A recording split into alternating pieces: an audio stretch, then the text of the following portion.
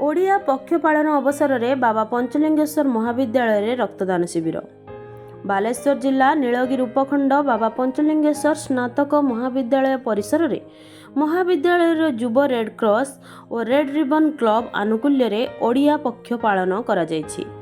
इत्य अवसर में महाविद्यालय छात्र छात्री शिक्षक और अणशिक्षक कर्मचारी एवं बहु हितैषी रक्तदान करथिले। नीलगिरी डाक्तरखाना ब्लड बैंक तरफ प्राय 50 यूनिट ऊर्ध्व रक्त संगृहित होइतिला। एही कार्यक्रम को औपधा 2 नंबर जोन रो जिला परिषद सभ्या श्रीमती उषाराणी राउल फिता काटी आनुष्ठानिक भावे शुभ उद्घाटन करथिले।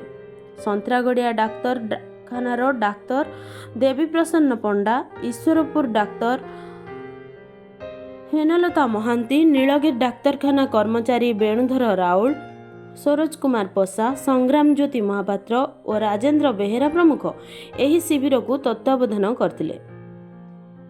महाविद्यालय अध्यक्ष डॉक्टर गौरहरी जेना, वरिष्ठ अध्यापक शिशिर कुमार साहू, डॉक्टर गदाधर बेहेरा, युव Red Cross counsellor doctor Akshay Kumar Panigrahi, जातीय सेवा योजनार अधिकारी श्रीहरिशंकर पाणिग्राही, अध्यापक त्रिलोचन बारिक, अभिमन्यु महंत,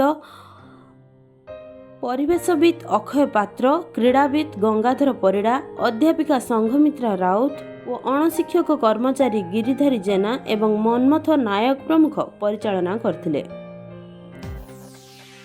बालेश्वर जिला नीलगिरी निहार रंजन जेना रिपोर्ट, भारत न्यूज।